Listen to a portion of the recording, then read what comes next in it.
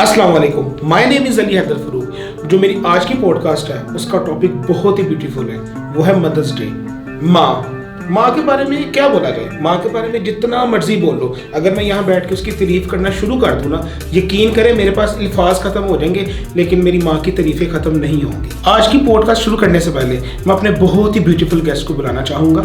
आप लोग उसको बहुत अच्छे तरीके से जानते हो, तो मैं अभी बुलाऊँगा आरजे अमीर हमजा।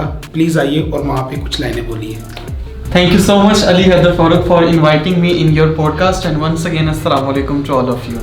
जैसा कि आपको पता है कि मदर्स डे है और रिच मोमा बनते हैं, और जारी बात है जब हम ये कैरेक्टर प्ले करते हैं तो लोगों को तो शायद नहीं पता, हमें पता है कि हमें कितनी मेहनत करनी पड़ती है, उसको ऑब्जर्व करना पड़ता है, सारी ऑब्जर्वेशंस हमें लेनी पड़ती हैं। तो माँ का रिश्ता क्या है, वो एहसास क्या है, आप बड़े अच्छे तरीके से जानते होंगे। तो प्लीज़ आप अपने ख्यालात हमारे साथ शेयर करें। बिल्कुल, मदर्स डे है और आपका टॉपिक बहुत अच्छा लगा मुझे, लेकिन मैं यहाँ पे बड़ी इंपॉर्टेंट बात है जो आपके साथ शेयर करना चाहूँगा, और उसको अंडरस्टैंड हमारी सोसाइटी के कुछ कम लोग ही करेंगे जो आर्ट के बहुत करीब होते हैं। आपको जैसे कि पता है कि एक आर्टिस्ट जो होता है वो कितना ओवर सेंसिटिव होता है, और वो इमोशनली हर चीज़ से बहुत जल्दी अटैच हो जाता है, चाहे वो आर्टिफिशियल हो, दुनियावी हो या परमानेंट हो। तो आप ये देखें कि जो एक मदर है जिसने एक आर्टिस्ट को पैदा किया होता है, और मैंने तो ये भी कई बुक्स में पढ़ा है कि आर्ट जेनेटिक होता है, आपको अपनी माँ से मिलता है या बाप से मिलता है, तो फिर जो आपको पैदा करने वाले हैं उनके साथ जो एक आर्टिस्टिक वे में आपकी इमोशनल अटैचमेंट होती है ना, वो बहुत कम है कि उससे कोई आम इंसान समझ सके। ठीक है, और आपको भी पता है कि माँ जो होती है वो एक आर्टिस्ट के बहुत ज़्यादा क्लोज होती है।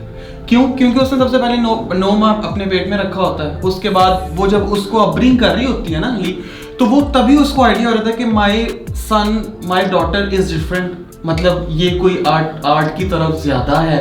आप जितने मर्जी बड़े आर्टिस्ट का इंटरव्यू देखें, वो अपनी माँ का जिक्र जरूर करेंगे। ठीक है, और इसलिए आपने अपनी पॉडकास्ट का टॉपिक भी ये वाला रखा है। तो माँ के बारे में तो मैं कहता हूँ कि बीइंग एन आर्टिस्ट मेरी फीलिंग बहुत ज़्यादा है, और आपकी भी होगी, because you are also an artist, और जितने देखने वाले आर्टिस्ट हैं उनकी भी बहुत ज़्यादा होगी। लेकिन अगर आप न्यूट्रल होके बात करें ना, तो न्यूट्रल होके जो माँ का जो एक करैक्टर होता है ना, मैं कहता हूँ कि उसको हम आर्टिस्ट कहेंगे मल्टी टैलेंटेड करैक्टर। एक माँ खिलाती भी है, नहलाती भी है, पिलाती भी है, डांटती भी है, बाहर का भी देखती है, घर का भी देखती है। तो जो एक मल्टी टैलेंटेड एक्टर माँ के अंदर मैंने देखा ना, वो कहीं और नहीं देखा। जैसा कि आपने अभी देखा कि हमजा ने अपने बहुत ही खूबसूरत ख्याल हमारे साथ शेयर किए, तो हमजा आपने वाकई बहुत अच्छी बात की है कि जो माँ के अंदर एक एक्टर होता है वो दुनिया में बाकी कोई एक्टर, बल्कि वो एक्टर कोई प्ले भी नहीं कर सकता, क्योंकि माँ का रोल सिर्फ माँ ही कर सकती है, और वो एक नहीं अली कई किरदार कर रही है। यार ऐसी बात है, मतलब अब जैसे कि मेरी मम्मी को देखो तो मेरे अब्बा जी तो वही होते हैं, तो मेरी माँ मतलब मेरे बाप का किरदार भी अदा कर रही है, अपना किरदार भी अदा कर रही है। मतलब वो एक माँ है भाई, माँ की जगह कोई भी नहीं ले सकता। वो जो मल्टी कैरेक्टर किरदार वो अदा करती है ना, वो कोई भी नहीं करता। और अभी आपने जैसे कि बहुत खूबसूरत बातें कही, तो मेरे पास भी माँ के मुतालिक बहुत खूबसूरत बातें हैं।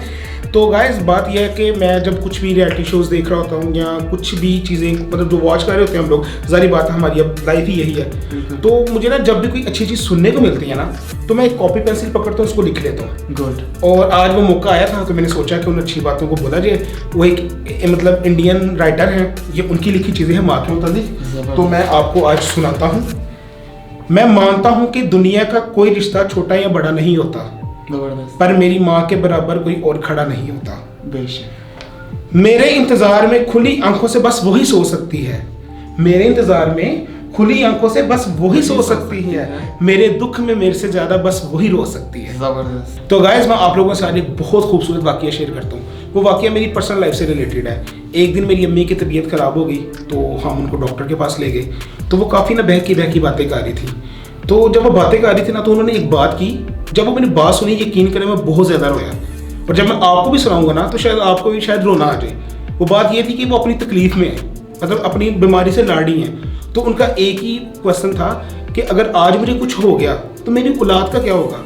यकीन करें जब उन्होंने अपनी औलाद के बारे में वो बात की ना, तो उस वक्त में मुझे बहुत शर्मिंदगी फील हुई कि मतलब हम लोग तो ऐसे मतलब आजकल सॉरी टू से, लेकिन ये हकीकत है, कड़वा सच है। जब हमारे पेरेंट्स अपनी फीलिंग्स हमारे सामने एक्सप्रेस करते हैं ना, हम तब एहसास होता है हमें कि नहीं यार वो वाकई हमारे लिए सोचते हैं। अगर वो नहीं करते ना, तो हम भी उनके बारे में नहीं सोचते। हम लोग सेल्फिश हैं, लेकिन माँ सेल्फिश नहीं होती। वो अपनी बीमारी से लड़ी है, वो अपनी ज़िंदगी और मौत के दरमियान है, लेकिन फिर भी उसको अपनी औलाद की पड़ी है। माँ ये होती है। जो अभी मैंने आपको वाकया सुनाया उससे रिलेटेड एक शेर मेरे जहन में आया, हिसाब लगा कर देख लो दुनिया के हर रिश्ते में कुछ अधूरा निकलेगा, सिर्फ एक माँ का प्यार है जो दूसरों से 9 महीने ज़्यादा निकलेगा।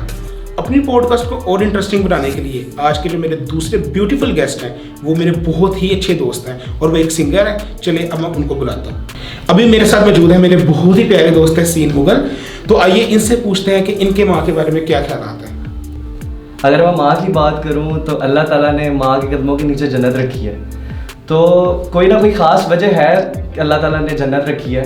तो ये चीज़ हमें समझनी चाहिए कि अल्लाह ताला ने जब कुरान पाक में फरमाया है कि माँ के कदमों के तले जन्नत है, तो यकीन माने हम लोग जो मर्ज़ी कर लें, माँ के बगैर और ये चीज़ें दुनिया सब कुछ आपको अधूरा लगेगा।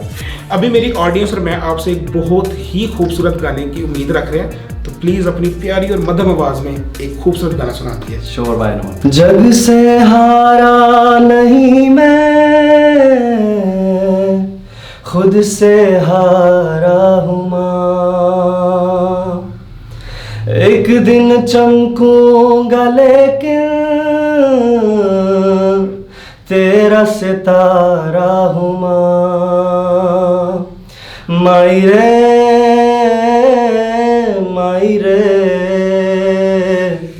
तेरे बिन मैं तो अधूरा रहा, माई रे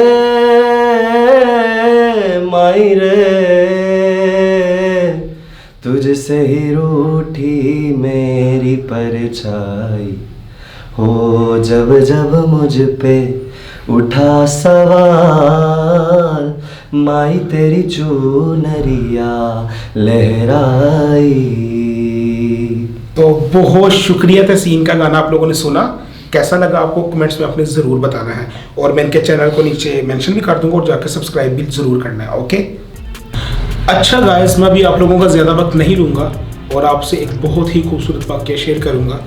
बात कुछ यूँ है कि जितने भी कंटेंट क्रिएटर्स हैं और इन्फ्लुएंसर्स और ब्लॉगर्स हैं, तो इनका काम करने का जो टाइम है कोई फिक्स नहीं होता। कभी नाइट शूट्स होते हैं, कभी डे शूटिंग होती है, तो डिफरेंट किस्म की टाइमिंग होती है। आप ये नहीं कह सकते इनका कोई प्रॉपर टाइम है।